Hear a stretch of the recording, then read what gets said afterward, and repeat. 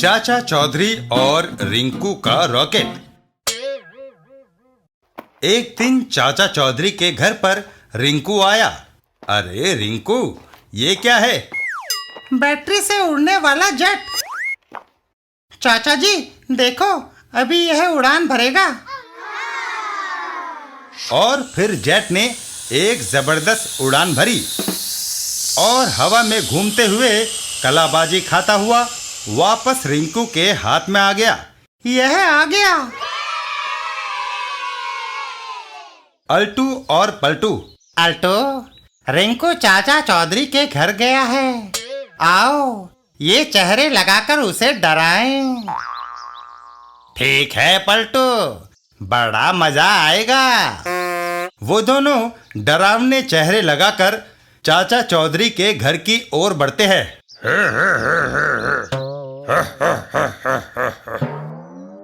इधर घर के अंदर अब जेट इस मेज से उड़ान भरेगा। चाचा चौधरी और चाची, भगवान लो मेरी पगड़ी मेज पर रखाओ। चाची पगड़ी जेट के ऊपर रख देती है।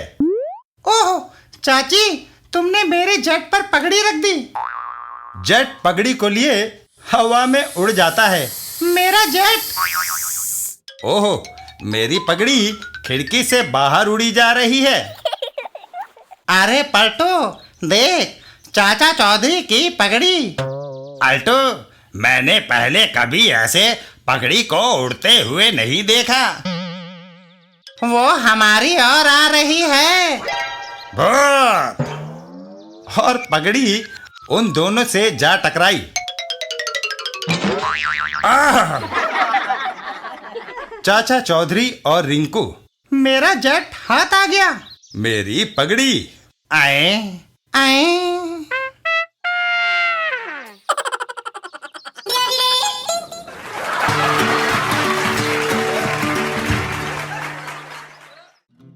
चाचा चौधरी और राका। एक दिन रास्ते में। सेठ, कहाँ भागे जा रहे हो? अब बैंक में पैसा जमा कराने। कितना? 1 लाख। बोलने वाला सामने आ जाता है। लाओ, वह मेरे पास जमा करा दो।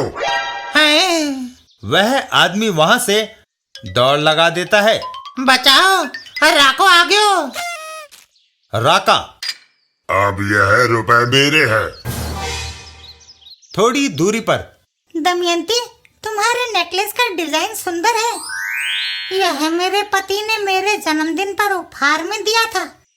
बाकी का सारा जेवर मेरी शादी पर मुझे मिला था। राका उन्हें घेर लेता है। जेवर तुम काफी पहन चुकी। अगर चाहती हो कि तुम जिंदा रहो तो सारे जेवरात उतार कर मेरे हवाले कर दो। जान बख्श दो और सारे जेवर ले लो। राका जेवर ले लेता है।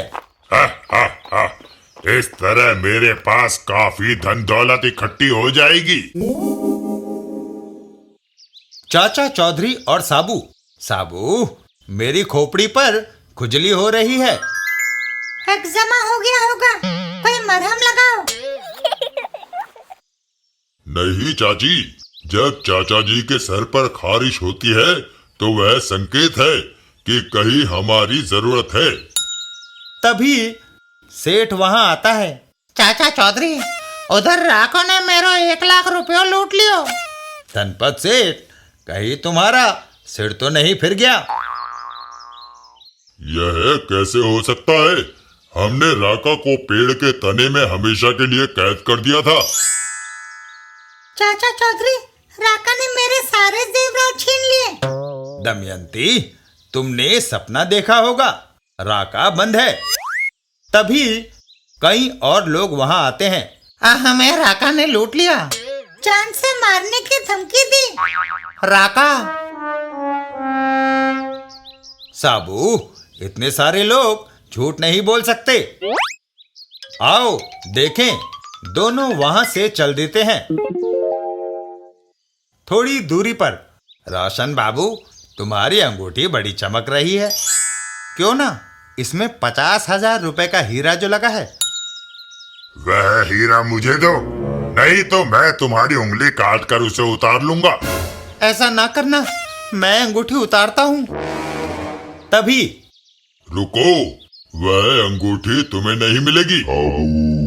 क्या तुम अपनी जान से हाथ धोना चाहते हो? देखते हैं कौन मरता है।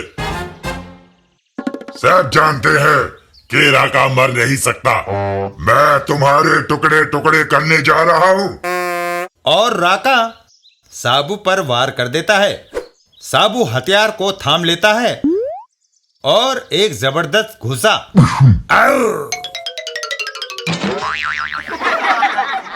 मैं जानता था कि यह नकली है।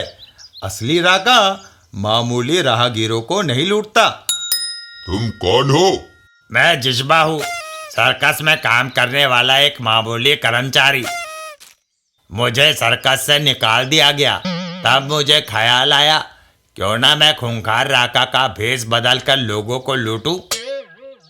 मैंने सुन रखा था कि राका कभी नहीं मरता, इसलिए लोगों को डराने का इससे बेहतर तरीका और कोई नहीं था। तुम्हें लूट का सामान वापस करना होगा। आइए, अपने जेवर और रुपए वापस ले जाइए। चाचा चौधरी।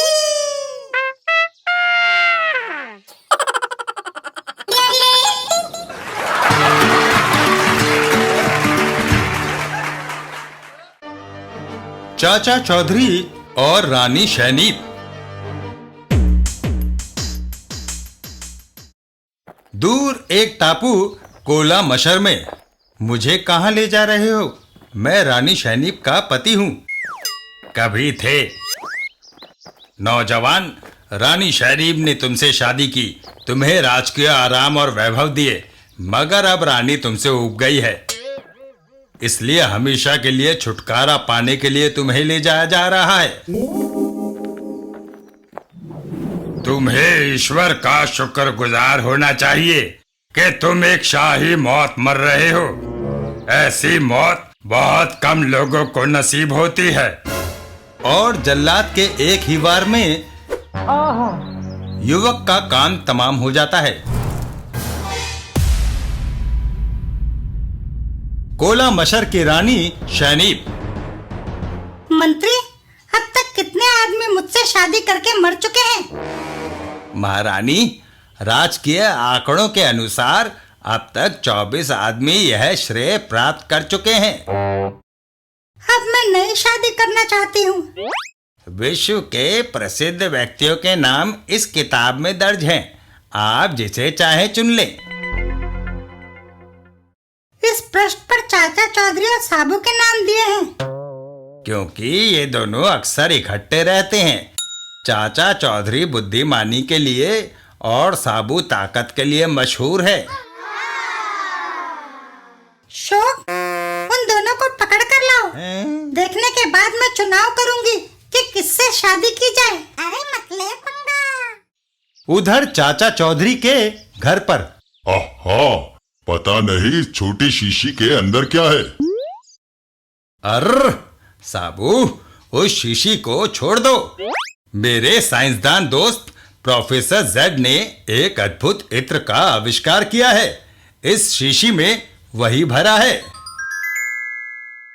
यह गधा रोनी सूरत लिए घूम रहा है, क्योंकि आज इसके मालिक ढोलू कुम्हार ने डंडों से इसकी मरम्मत कर दी है। मैं इस उदास गधे को यह इत्र सुंघाता हूँ। गधे को इत्र सुंघाते ही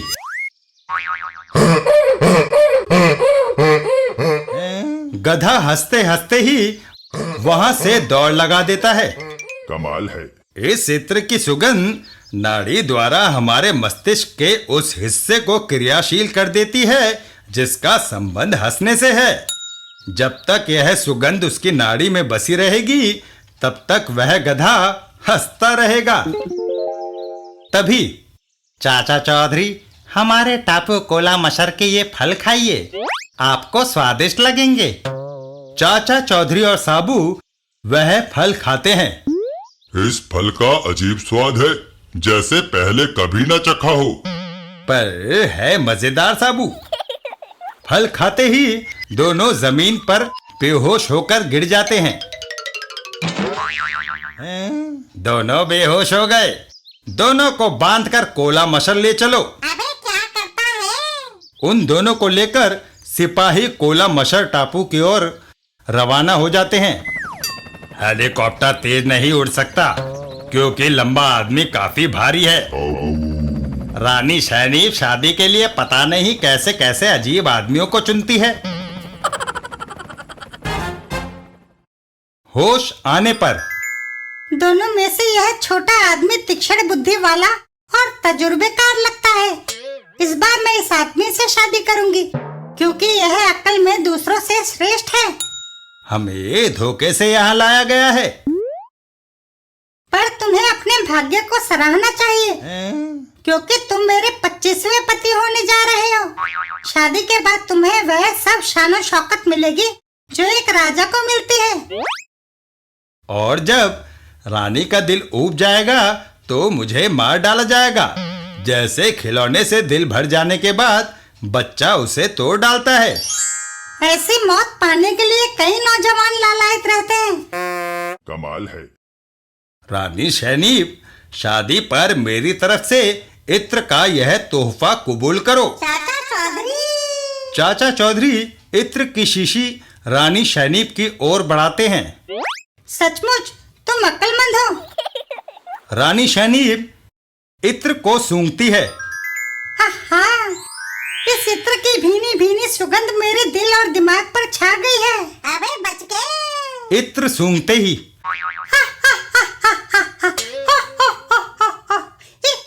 रानी साहिबा, शादी का मुहूर्त निकला जा रहा है। उन्हें हंसने से फुर्सत मिलेगी तभी ना वह शादी करेगी। सिपाही चाचा चौधरी की ओर लपकते हैं। हमारी रानी लगातार हंसती जा रही है। इसने ना जाने क्या जादू टोना कर दिया है। मारो इसे। पर साबू उनको हवा में किक मारकर उड़ा देता है। मेंढको हटो।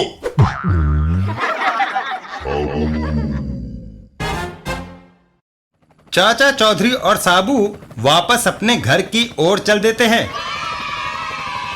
चाचा जी, वह हंसी के इत्र की शीशी तो उसी टापू पर रह गई। अच्छा है साबू, अगर उसे घर ले जाते तो डर था कहीं तेरी चाची ना सूंघ ले।